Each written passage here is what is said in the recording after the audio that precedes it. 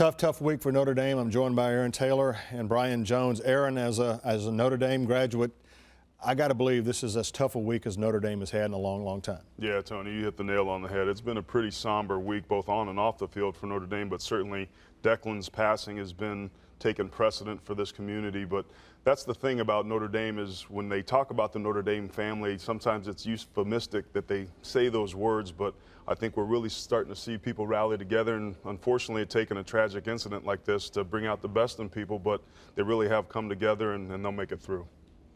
Well, when this kind of stuff happens, guys, people start doing, they look back. They said, what should we have known, et cetera, et cetera. This is what Ohio State coach Jim Tressel said the day before this tragic things happened. We read the quote here from Coach Tressel where he wondered if his team should even be practicing outside the next day.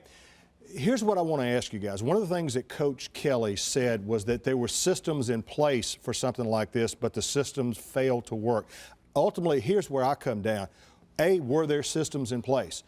B, if there were systems in place, and Aaron, I'll start with you. If there were systems in place, did they fail or were they ignored? I think that's what we need to find out. And I think that's what the university is actively trying to do right now. And I think before people can speculate as to what happened, they need to figure out the facts. What were the processes? What were the protocols? Were those ignored, or was it merely a simple accident? I think until we can answer those questions, we don't know if it's all on Brian Kelly's shoulders or Jack Swarbrick's shoulders, or whether or not it was on the operations side or the videographer side. It may just be that the systems that were in place weren't worked, but I don't even think anybody has any idea because this isn't something that comes up all the time. Yeah, you've heard reports. There have been knee-jerk reactions to this incident from many. And there's an external investigation going on. There's an internal investigation going on. Until we know the facts of what actually occurred, we need to sit back and relax a bit and think about that family, think about the loss that they've suffered. And if there is going to be any kind of blowback versus Brian Kelly, I think ultimately it's going to come down. It's going to be the family's decision